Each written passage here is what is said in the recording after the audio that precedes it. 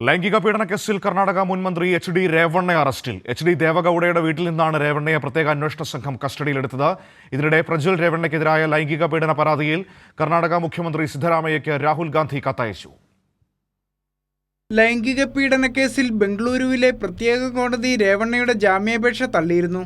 ഇതിന് പിന്നാലെയാണ് പ്രത്യേക അന്വേഷണ സംഘം രേവണ്ണയെ എച്ച്.ഡി. ദേവഗൌഡയുടെ പത്മനാഭനഗറിലെ വീട്ടിൽ നിന്നും അറസ്റ്റ് ചെയ്തത്. ലൈംഗികാതിക്രമ കേസിലെ ഇരയെ തട്ടിക്കൊണ്ടുപോയ കേസിലാണ് നടപടി. കേസിൽ ഒന്നാം പ്രതിയാണ് രേവണ്ണ. രേവണ്ണയുടെ മകനും ഹാസനിലെ NDA സ്ഥാനാർത്ഥിയുമായ പ്രജ്വൽ രേവണ്ണയുടെ മുൻകൂർ ജാമ്യ ഹർജിയും തള്ളിയിട്ടുണ്ട്. നേരത്തെ രേവണ്ണയുടെ വീട്ടിലെത്തിയ SIT സംഘത്തെ അദ്ദേഹത്തിന്റെ അനുയായികൾ തടഞ്ഞത് സംഘർഷത്തിൽ കലാശിച്ചിരുന്നു. രേവണ്ണയ്ക്കെതിരെ SIT രണ്ടാമതും ലുക്കൌട്ട് നോട്ടീസ് പുറപ്പെടുവിച്ചിരുന്നു.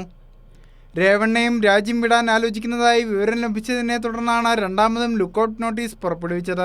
അതിനിടെ രേവണ്ണയെയും പ്രജ്വലിനെയും BJP സംരക്ഷിക്കുന്നുവെന്നാരോപിച്ച കോൺഗ്രസ് നേതാവ് രാഹുൽ ഗാന്ധി കർണാടക മുഖ്യമന്ത്രി സിദ്ധരാമയ്യയ്ക്ക് കത്തയച്ചു.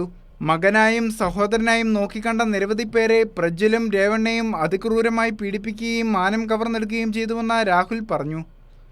BJP നേതൃത്വത്തിന് മുൻപാകെ ആരോപണങ്ങളെത്തിയിട്ടും നിരവധി പേരെ ബലാത്സംഗം ചെയ്തയാൾക്കു വേണ്ടി പ്രധാനമന്ത്രി പ്രചാരണം നടത്തിയെന്ന് രാഹുൽ കത്തിൽ ആരോപിച്ചു. അതിജീവിതകൾക്ക് സാധ്യമായ എല്ലാ പിന്തുണയും ഉറപ്പാക്കണമെന്നും രാഹുൽ കത്തിൽ ആവശ്യപ്പെട്ടു. News desk Kairali news.